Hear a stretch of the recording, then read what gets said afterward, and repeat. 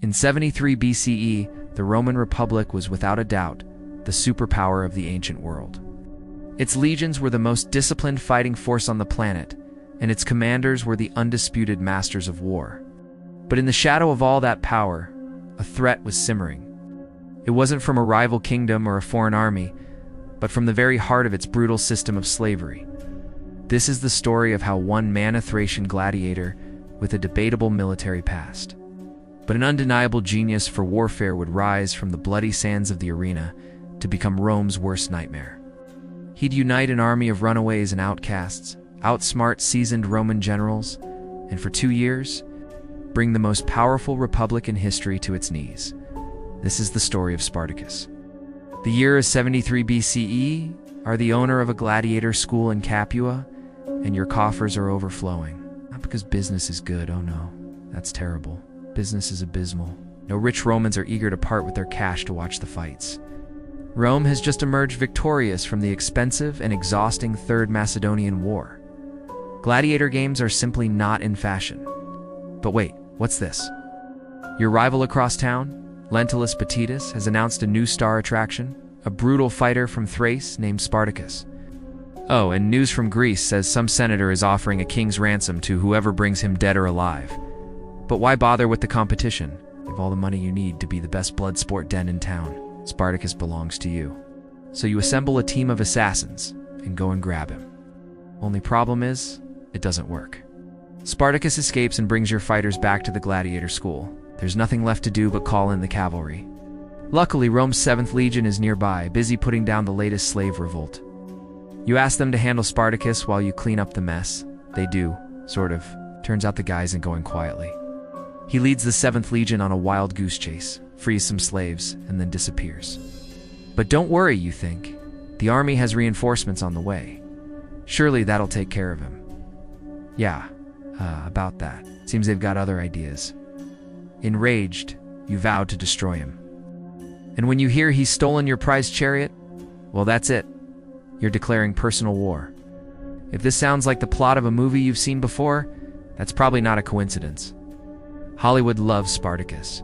Maybe because his story is like an ancient Greek tragedy. We can see the disaster coming from a mile away, but we can't look away.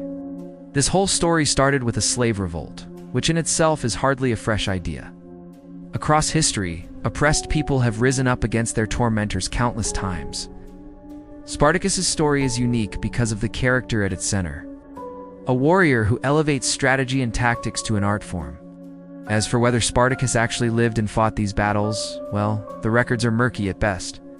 Ancient historians tell tales of Spartacus, but they also offer wildly different numbers about his troop sizes and his military accomplishments.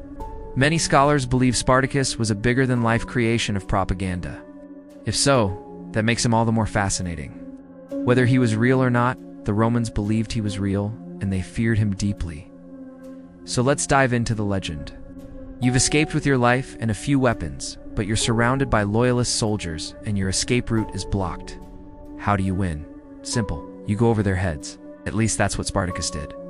With his small band of gladiators, he scaled the steep slopes of Mount Vesuvius, hoping to raid the nearby town of Nocera.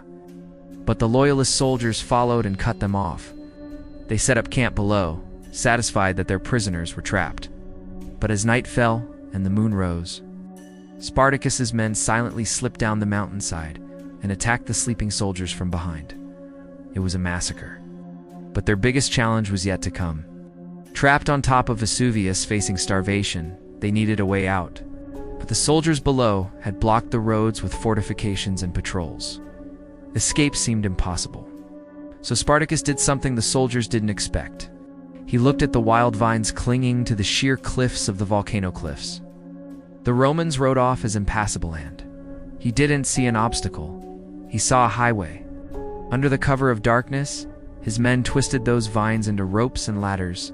Silently, they rappelled down the rock face, circled around the mountain, and crashed down on the sleeping Roman camp from the one direction they never bothered to guard. The attack was a slaughter. The Roman force was annihilated, and their commander barely escaped with his life. This was the world's first introduction to the tactical mind that would repeatedly make a fool of the Roman war machine. Our story starts in the deadly world of gladiatorial combat. Spartacus was a Thracian, and historians tell us that he was undefeated in the arena. But if the pits of ancient Rome are his true origin story, then we should remember that gladiators weren't just brutal killers, they were theatrical performers. They were trained to fight in choreographed ways that would entertain crowds. Their skills were less about stealth and subterfuge, and more about showmanship. So when Spartacus led a handful of fellow gladiators to freedom, they weren't necessarily ready for conventional warfare. They were experts at killing, yes, but open-field battles were a different beast altogether.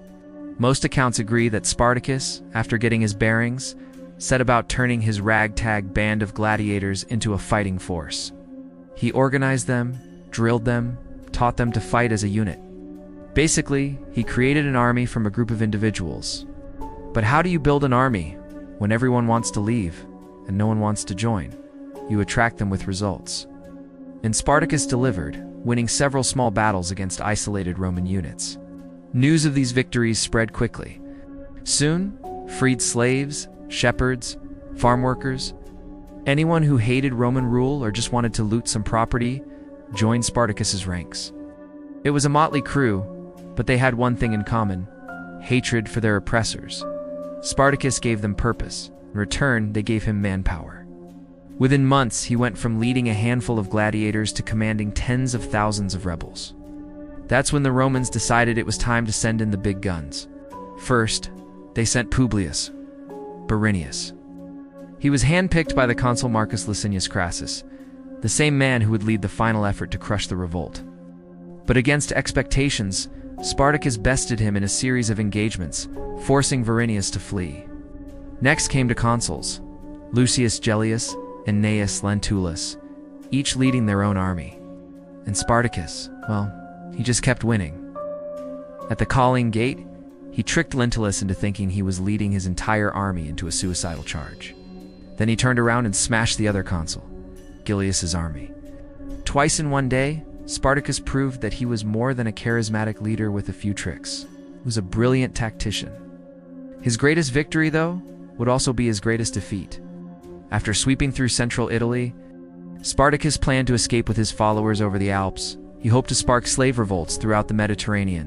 When his ships didn't arrive, he was forced to march his army south instead. Now severely outnumbered and low on supplies, he was cornered by Crassus's legions near the town of Sentinum. Over the next 2 days, Spartacus's troops were worn down. They were ambushed, chased, and trapped by a massive wall and ditch spanning over 40 miles of rugged terrain. Finally, they fought a last-ditch battle in the rain. Spartacus charged forward, trying to reach Crassus himself.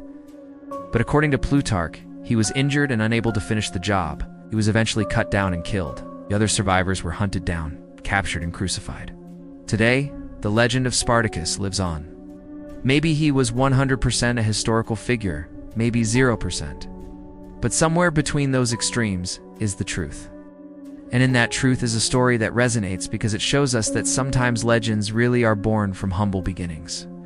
For more on legendary leaders, check out our series on Hannibal Barca, the Carthaginian general who took on Rome.